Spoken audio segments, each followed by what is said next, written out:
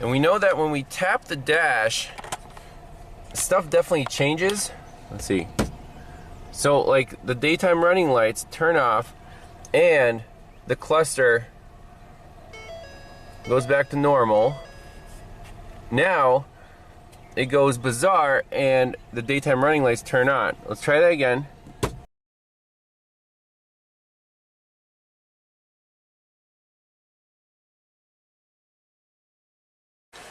Hi everyone, welcome back to Pine Hollow Auto Diagnostics. Today we have a 2012 Ford Escape. Customer brought it from a few hours away, and the complaint is the dash and the cluster just has a mind of its own. It's like a ghost. Sometimes with the key off it lights up. He says the battery's draining overnight.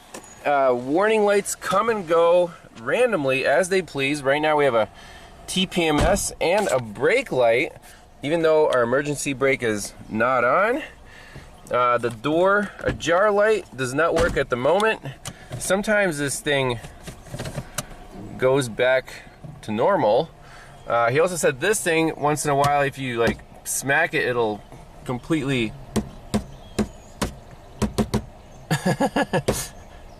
wig out. Just crazy stuff. Okay, so now the cluster's back. We open the door. Okay, so it responds normally. Put it in reverse. Oil change required, so that, oh, there you go. Now we got a tire pressure fault. The door light's staying on. Brake light came back on. You see the daytime running lights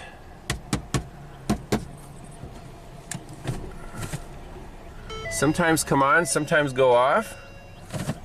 Right there. Daytime running lights are on. So why does that happen?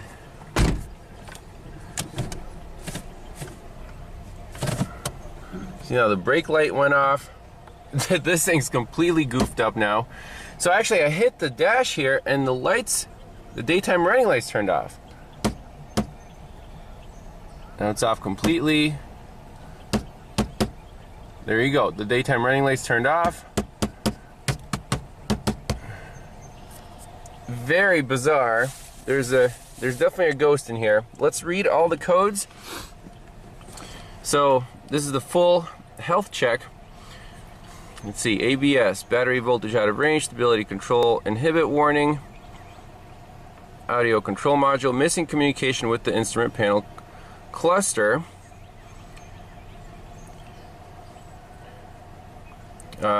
generic smart junction box is missing comm with the cluster, HVAC, battery voltage out of range because it keeps killing the battery, instrument cluster, missing communication with HVAC, missing communication with BCM, data unprogrammed, unexpected ignition status, battery voltage level low. So out of all these codes, first let's save them. This is pre-repair.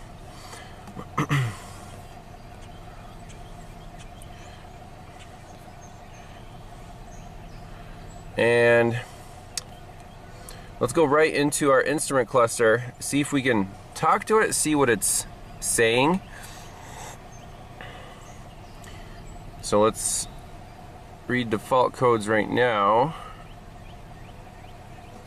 See what the cluster is doing. So we have all these stored in memory. So let's just try to clear them. Yes. Okay. So right now it's missing communication with the battery control module. Interesting. Let's just go to live data.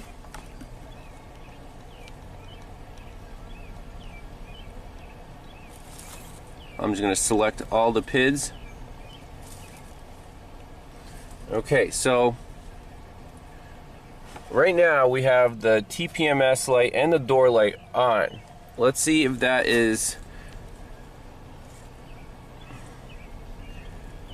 consistent with our data. Door jar warning indicator is on. Why? No idea.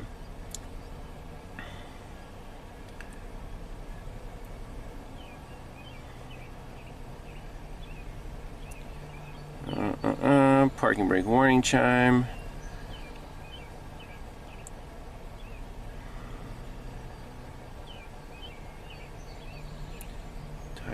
Tire pressure monitoring system indicator on. Okay, so why is that? So it looks like we can talk to the instrument cluster. And let's see, let's hit the dash here. Okay, so now something changed.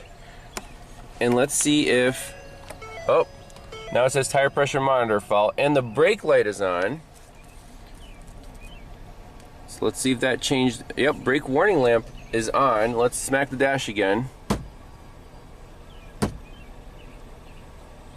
Or open the door.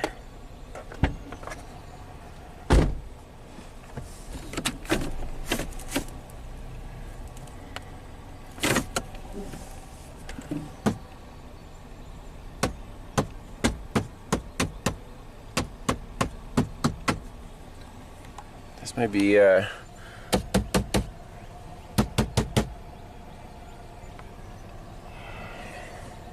me shut it off, turn it on.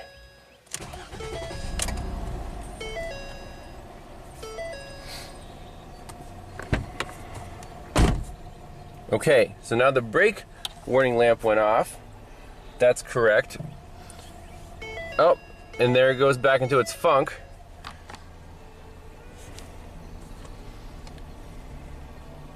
Door ajar warning indicator on. Open the door, close the door.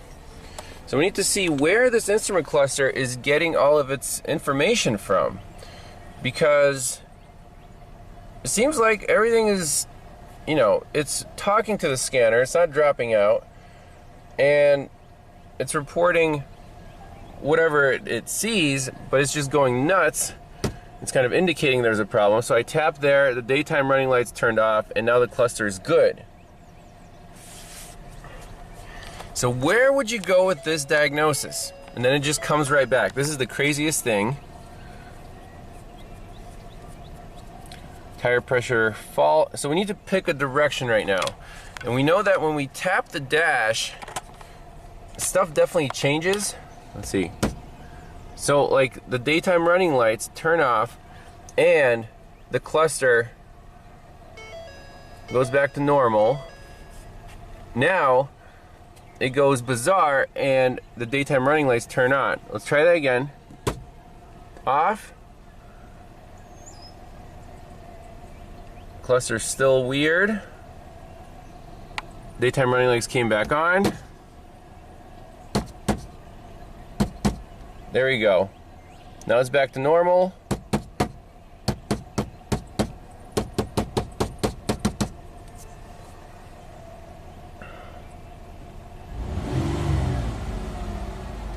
So normal state, daytime running lights are off.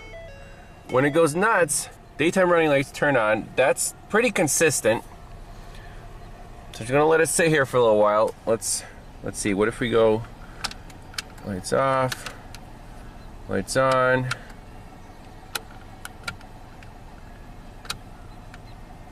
So even in the 0, so it's acting up, right? We smack the dash. Daytime running lights off, cluster is good. We can control the lights manually now. Now, cluster's acting up, daytime running lights came on. Very cool. At least the problem is reproducible. Now let's make a game plan on where we want to go with this.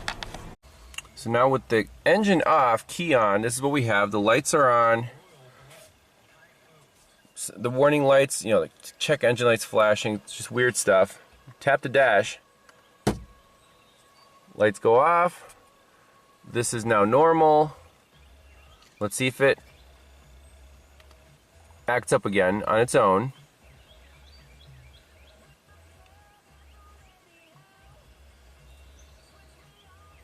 That's the crazy part, tapping right there on the dash. If you tap this,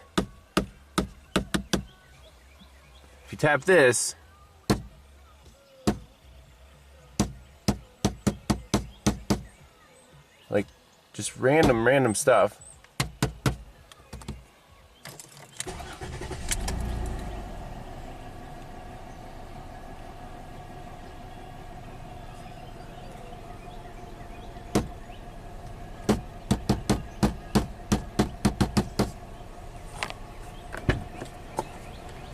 Ah, there we go.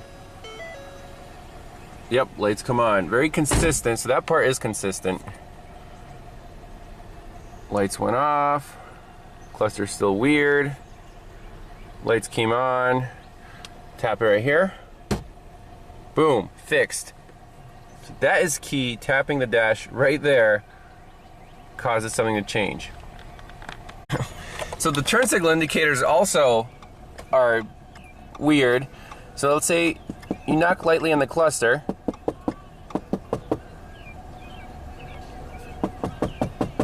Come on, wake up. But you smack it up here on the dash.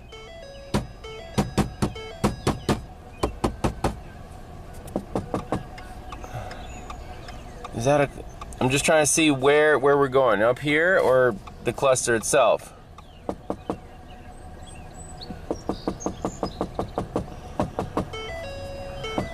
It's got to be the cluster itself. But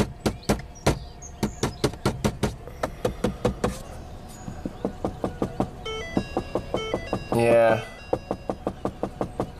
I'm gonna have to take the cluster out and inspect for cracked solder joints and whatnot. It seems like that's what's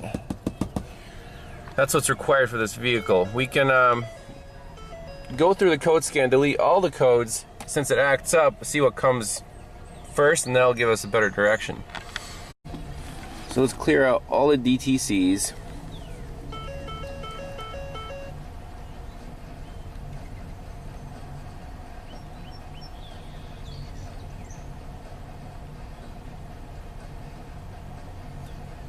Okay. So missing communication with the instrument panel cluster, yep. Missing communication with the BCM, battery control module. So we have to look up a wiring diagram of this network and see what exactly we're going up against. So I'm doing some bidirectional controls with the scanner on the cluster. We're doing this all warning lamps illuminate. So when you hit energize, all the warning lamps come on. So the cluster is responding to that. It's reading the data. We're trying to see if the cluster brain is going nuts or if it's just reporting bad corrupted data. And it seems like it's talking to the scanner fine. You can bang on this. You know, it's not acting up when the scanner is in control of it, which is a good sign. Let's try some other ones. Turn signal left on warning chime. So basically the scanner takes control of it. It shuts everything down on the cluster. And when we turn on a function and off, so the warning chime works. Let's see, anything else here? So right now it's going kind of nuts. Door ajar warning indicator. So everything's off again. Say on. Yep, just that light comes on, and you know, it's fine. So this definitely looks like a network communication problem. We have to pull up wiring diagrams of the whole network and put a scope on it and see what is going on. And one more bidirectional test we can do is the actual gauges. So the tachometer, you click on, and it sure goes all the way up and off, all the way back down, full control. So it goes nuts when you back out of the bidirectional menu. Pretty cool. Okay, so we have our picoscope plugged into the OBD2 through the breakout box. The ground is on the battery. We want to put the ground in the battery for, you know, as Bernie Thompson says, proper testing. So network is off. Let's turn the key on.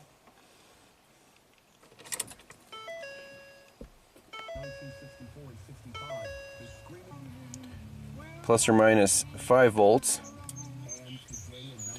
This is plus or minus 5 volts. And we'll drop our time base down.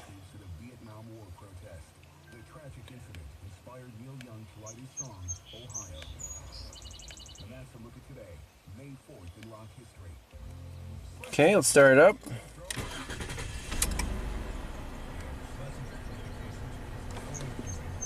Everything seems normal on the cluster.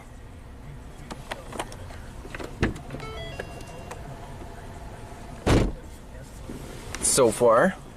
Let's do a little... Okay, now we're getting weird stuff.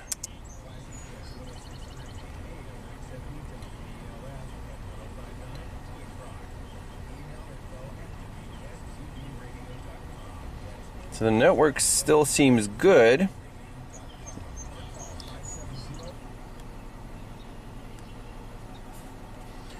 Set up a trigger just to see, look at the waveforms here.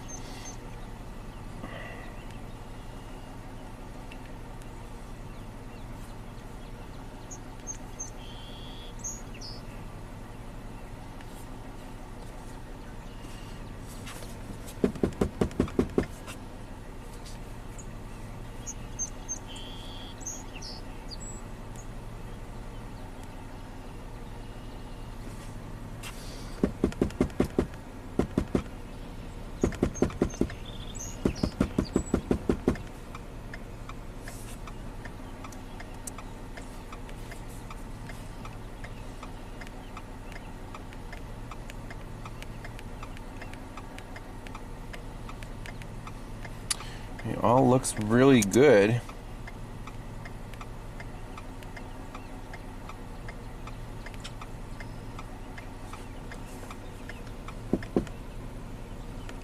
But just touching the cluster makes it do different things.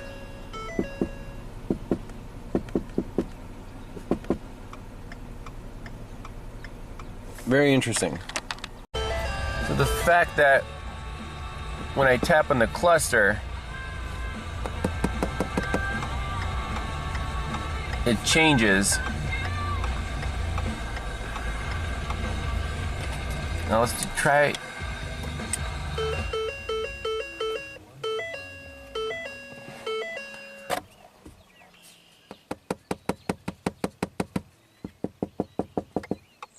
There we go.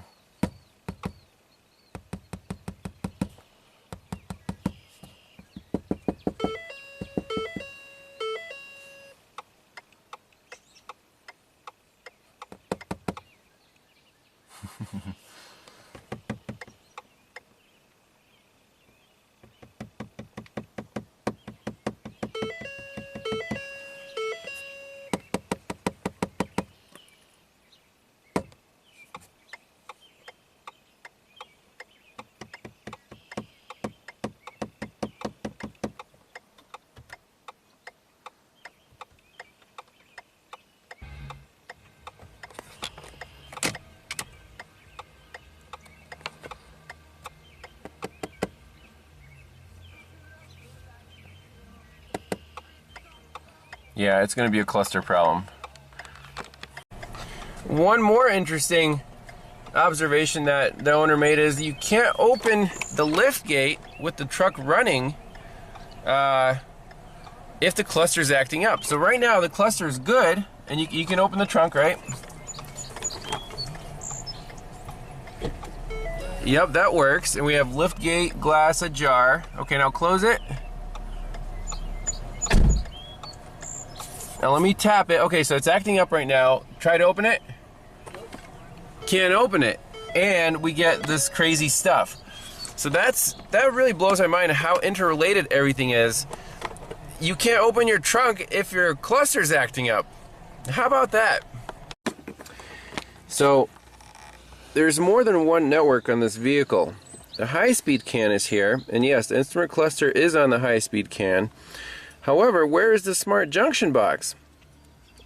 Well, that is on our medium speed CAN. Now it says with GPS. I think they mislabeled it because this one is with GPS, Global Positioning System. This one is without GPS. It has a front display interface module. So let's put on the scope onto here, because when we tap the cluster, we actually can't open the lift gate and we lose communication with the smart junction box. I'll show you. So let's get the cluster back online.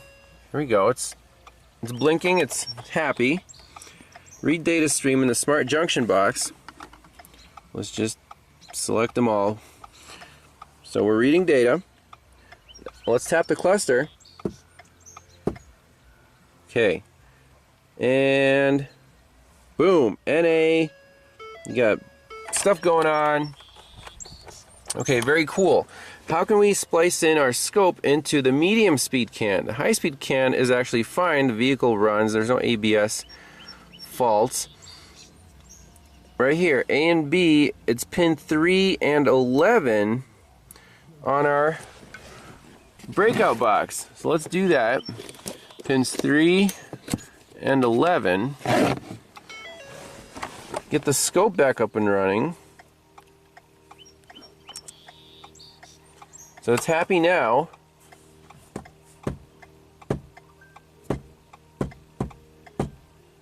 Boom, there it goes. That's cool.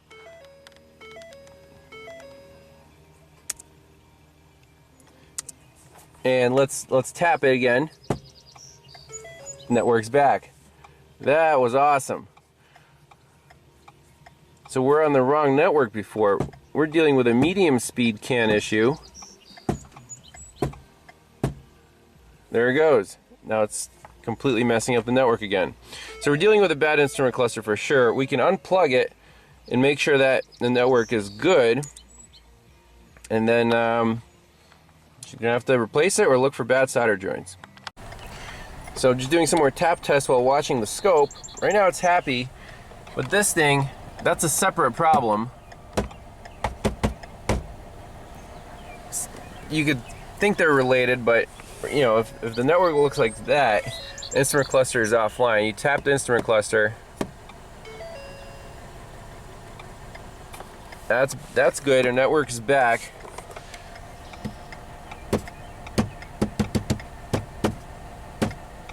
Poor electronics by Ford here.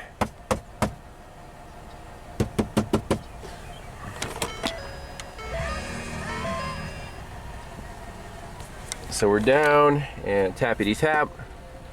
We're back online. So pretty. Now we're definitely seeing evidence of the problem on the network. Cluster's taking down the medium speed can, not the high speed, only the medium speed. Smart junction box then is canceled, and then you can't open liftgate. The lights turn on by themselves. So all these symptoms, now we can explain why they're happening. So we could take off the cluster and do a visual inspection on the board, the connectors and stuff. Otherwise, just gonna have to get a new cluster and programmed in. Well, got the cluster out. There's the connector. Disconnected it. The only thing that I noticed was one of these clips was just like off. So that's back together, but we're trying to make it act up again, and it seems to be doing what it should.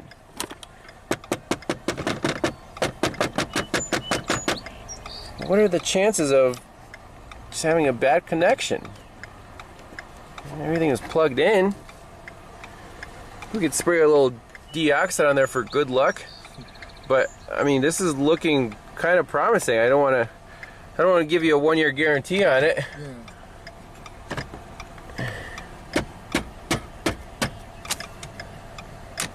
It's like it's working perfect now, isn't it? It would have acted up by now. It just says oil change required, driver door ajar.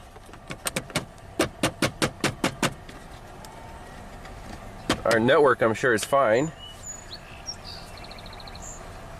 So we can put it back together and try to go for a test drive, make it act up, but whatever we did, just removing it, unplugging it, plugging it back in, seems to have changed something. Alright, so we're just going to spray a little deoxit in the pins here for good luck.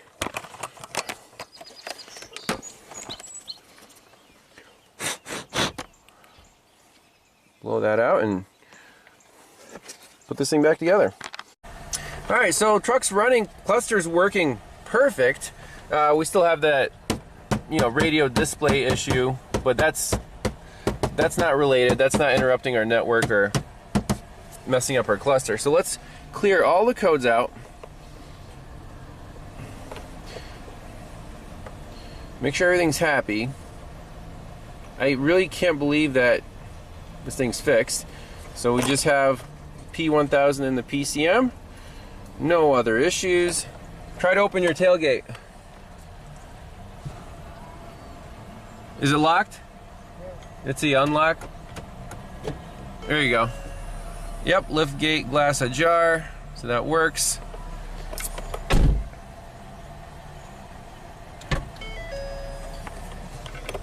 Awesome.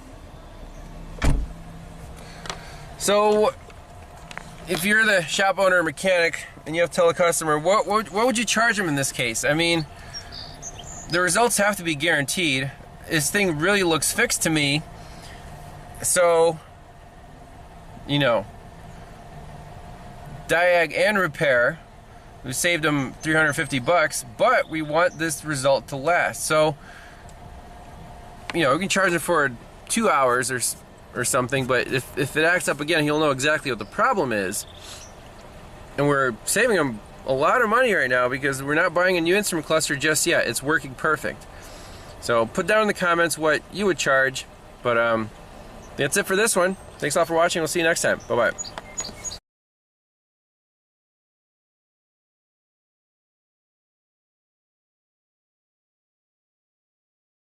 Oh, we're not done. Come back. It's back. It was good while it lasted, though.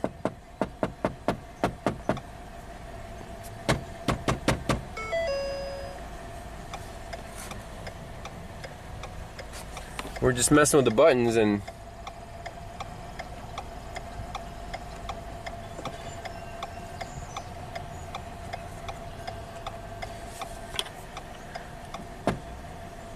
okay, so now let's pop this cover off and mess with that connector. So I'm just gently touching the connector. See what happens to the cluster. I'm pushing it sideways with just barely touching it.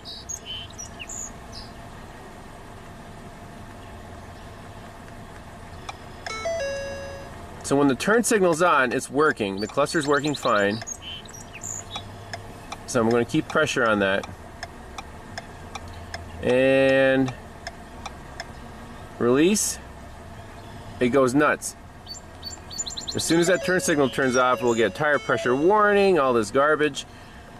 Let's push it again, just a tiny bit. It works. I'm going to keep holding. And release. Like clockwork. Okay, so we're dealing with something weird going on at the connector or the pins at the connector, because that right there, super sensitive. What if we move it to the other side? There it is again.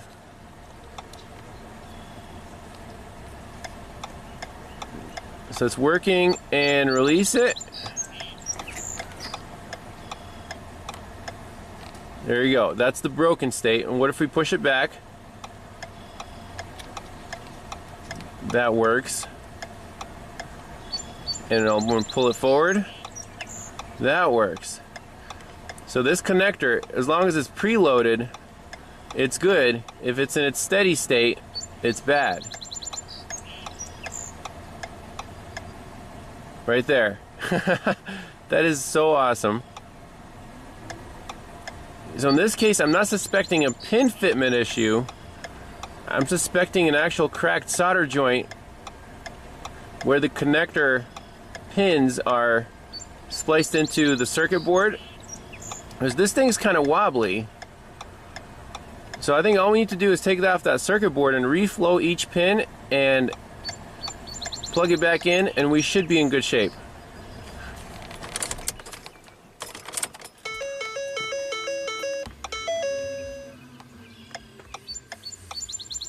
That's awesome that it happened right now. So I think when the car's running, it's shaking and it's just getting into that spot where it's losing contact. Yep, just probably one or two pins. It's very reproducible. Yep. Right at the connector. So it's not a logic issue, it's not a chip issue, it's just a contact issue. Now, of course, the dealer just would have replaced it. Yeah, yep, that would have fixed it for sure, but I think we can fix it much, much cheaper than a new cluster here. But you know, right on the spot. So to get this cluster apart, we got to pull off the 4 needles. And it's a good idea to take a picture of it to know exactly where the rest position is of each needle. Now,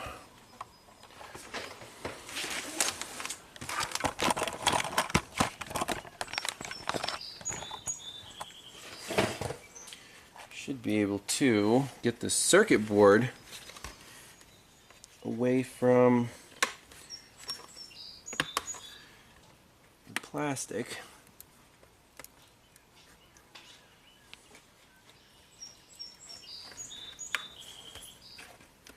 There we go, it's coming out, and there's a couple holders here in the middle. There's one over here.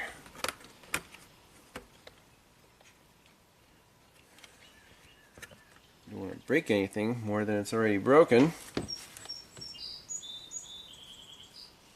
So it's all in this connector. Let's take a close look at each one of these pins and just reflow the solder.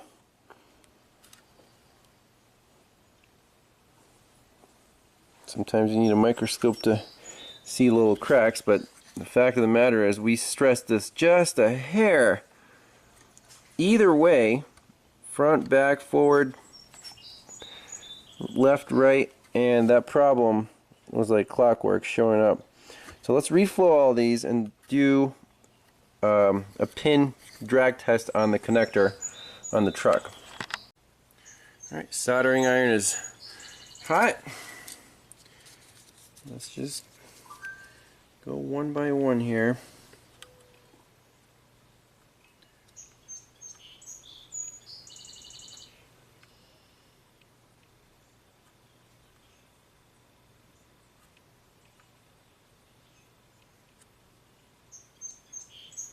You want your soldering iron pretty hot so it melts the solder quickly and it doesn't really heat up the board, overheat the board too much.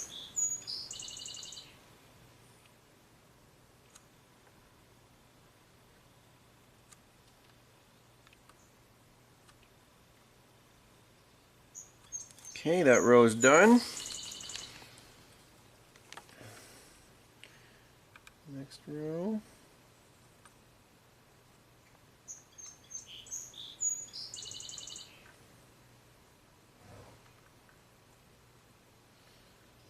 Looks like they didn't use that much solder to begin with. So we're adding just a little bit to each pin.